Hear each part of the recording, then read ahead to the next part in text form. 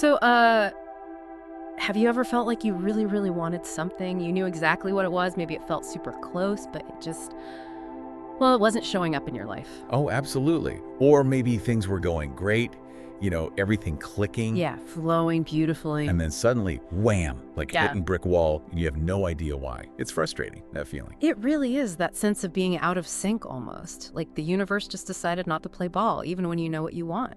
Exactly. Well, welcome everyone to the deep dive. Today we're jumping into some really fascinating sources you shared that tackle this exact thing. We're looking at how our focus, our beliefs, even our, past experiences, how they're not just shaping things now, but actively calling the shots for what comes next. Yeah, our mission today really is to unpack these ideas. Like, why isn't alignment something you just achieve and keep? What are the forces, maybe hidden ones, that are actually running the show? And importantly, is there a tool? These sources suggest a powerful, maybe even surprising way to actually shift your point of attraction when you feel, properly stuck. Right. We'll be getting into some key concepts, like how just looking at your current situation can kind of trap you there. Which sounds weird, doesn't it? It does. And how old thoughts might still be influencing things today. Why wanting something really badly for ages can sometimes work against you. And then, like you said, that simple practice the sources suggest might help untangle all that resistance. It's really about shifting from just like wishing for things to understanding the subtle mechanics behind why stuff shows up, or sometimes seems really determined not to. Okay, let's get into it then. So the sources kick off with something most people can probably relate to, that feeling of positive momentum, when you focus on what is working. Yeah, the good stuff, the things feeling good, the wins, the successes. Exactly, and how focusing there seems to lead to more good things showing up, almost like magic just falling into your lap. And that feels right, doesn't it? It makes intuitive sense. The sources say you're basically practicing a vibration that would serve you. Focus on appreciation, things flowing. And you tune yourself to get more of that. Simple enough. But here's the twist. And this is where it gets, well, a bit tricky maybe. Yeah. According to these sources, once some parts of your life do start getting better, the parts that aren't, they call them the holdouts, they can suddenly seem much, much worse. They stick out like bigger sore thumbs. Right, you notice the contrast more. If this is great, why isn't that working?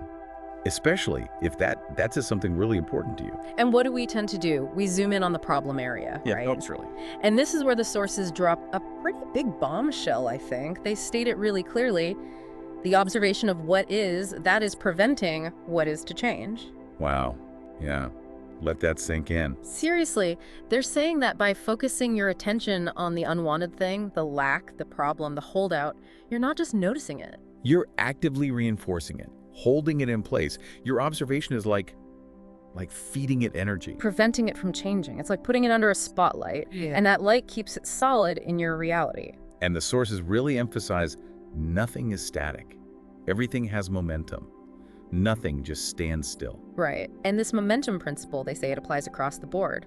Whatever you're giving your attention to, wanted or unwanted, will become more. So that explains the positive spiral. Focus on good, get more good. But it also explains the flip side. If your focus shifts, even naturally, to the negatives, the holdouts, well, that negative momentum builds just as fast. Things can seem to stall or even go backward. Your focus is basically the steering wheel for your momentum. Simple, but yeah, profound. Okay, so building on that idea of momentum, how do past experiences fit in? The sources use this example, like, say someone had a string of tough relationships, maybe one ended really badly. Over time, that pattern creates this underlying, maybe unconscious opinion about relationships. Something like, yeah, they start okay, but they always end badly. Or maybe real lasting love.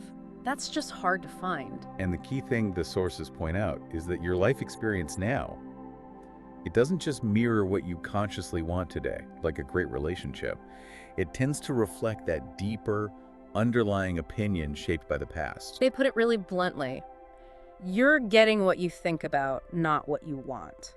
Which implies, if you aren't getting what you want, then a dominant part of your thought, or maybe what you talk about, must still be focused on what you've got.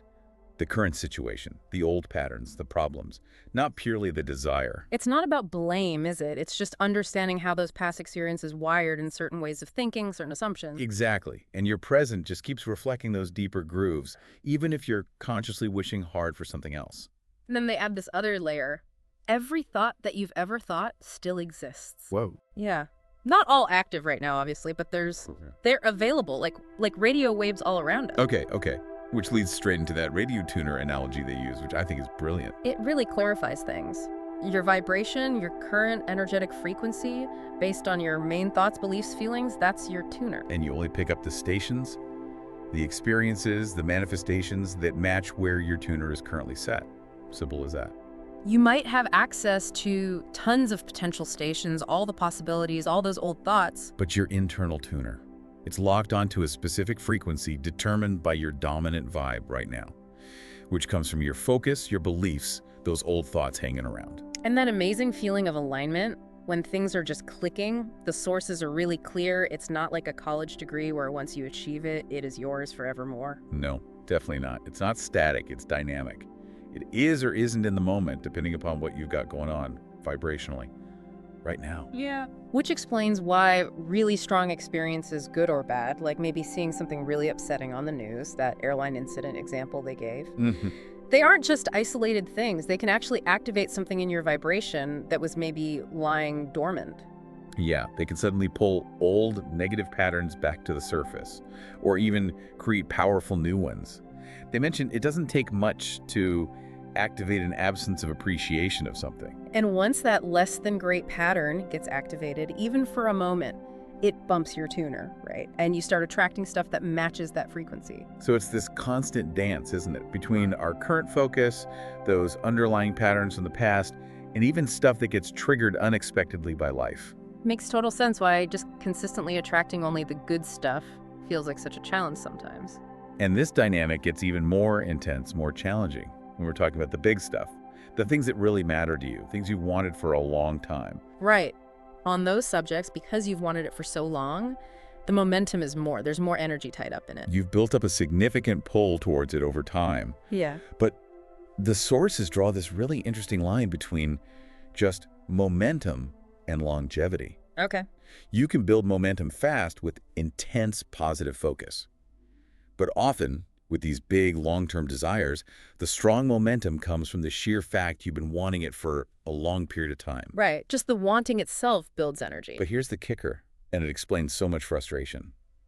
The sources gently say that when we really want something for a long time, well, we tend to be a bit sloppy in our thinking about it. Meaning We think about what you want and its absence over and over again. Yeah. It's not just I want that amazing new job. It's I want that job, but it's not here yet. Why isn't it happening? Maybe I won't get it. Ugh, this current job is awful, all mixed together. Exactly.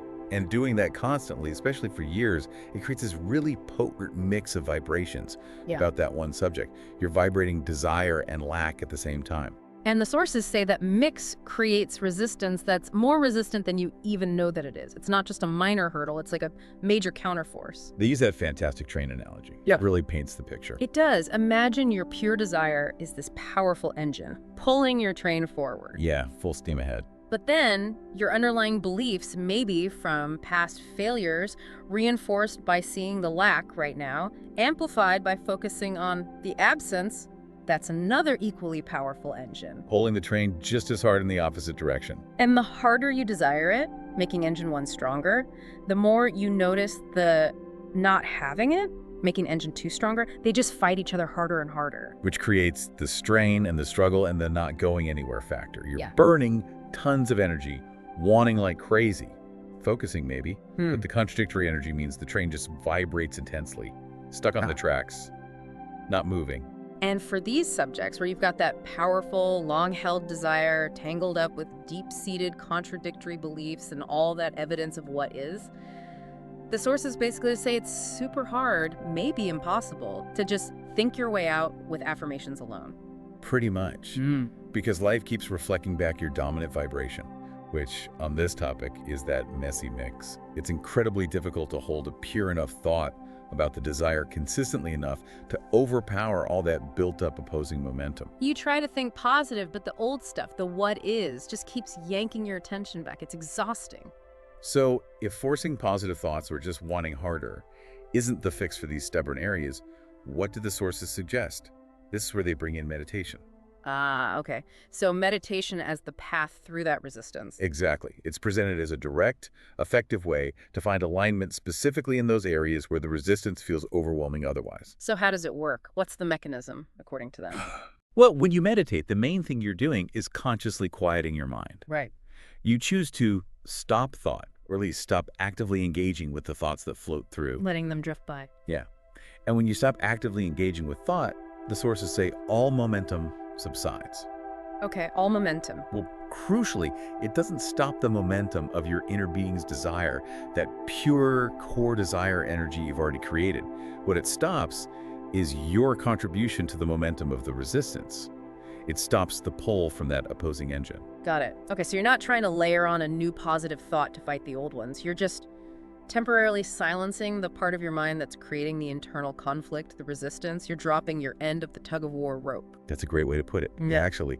And in that space, that quiet space, without your active resistance, because the thoughts creating it are quiet, the powerful law of attraction-based momentum of your pure desire, the one your inner being holds perfectly. It's finally allowed by you. It gets a chance to move, to gain traction without being constantly pulled back. So while you're in that quiet state, even for just 10, 15 minutes, you become what they call a receiver of a pure thought that is absence of resistance. And law of attraction instantly responds to that pure signal. It focuses on that clear frequency, building more momentum towards the actual desire. And doing that regularly, over time, the result is genuinely transformative, they say. Your belief about whatever the subject is will become more a vibrational match to what your inner being knows about that. You're subtly but powerfully retraining your dominant vibration on that tough subject. You're doing it by repeatedly entering a state where the resistance just dissolves, letting the pure desire frequency take over and become stronger, more dominant in your energy field. And this process, this consistent practice, this is how the sources say you can genuinely shift your point of attraction on everything that is important to you, especially those things where you felt stuck in that struggle for so long. You're not fighting the resistance head-on with more thoughts. You're dissolving it by stepping back from the thoughts that fuel it. And that also perfectly explains why the little things, the easy stuff, finding a parking spot, a small surprise gift, show up so fast. Exactly. It's not that you didn't care, necessarily. It's just that you probably had no resistance that you've practiced around it. Or you just didn't think negative about finding a parking spot. Yeah. There was no big opposing engine fighting that simple preference. Yeah. Okay, so let's recap the core idea here. Our experience, what shows up for us, it's a direct mirror of our vibration. Right. And that vibration is constantly being shaped by our focus right now, our deeper beliefs from the past, and gets reinforced by observing what is, and even by old thoughts getting reactivated. And when we have a really strong, long-held desire mixed with equally strong contradictory beliefs, often built by focusing on the lack or the what is, we get that internal tug of war, that feeling of being stuck. Like those two trains pulling opposite ways. Yeah. Keeping us vibrating intensely but going nowhere. And meditation offers this elegant way out, not by fighting, but by temporarily quieting the resistant thoughts. Yeah, stopping our part in the tug of war. And in that quiet space, the pure momentum of our true desire, which is always there, finally gets room to build. And over time, that shifts our overall point of attraction. So think about something in your own life right now. Is there an area where you feel that push-pull, that intense wanting, clashing with what you see or what you believe based on the past? Could this idea of just quieting the resistance through something like meditation, letting the pure desire energy flow, could that be the missing piece? It's a fascinating thought to chew on. If consistent resistance-free focus is what allows momentum to really deliver, what could change if you dedicated even just a few minutes each day to simply quieting your mind? How might that fundamentally shift what the universe starts bringing to your door, especially in those really important subjects?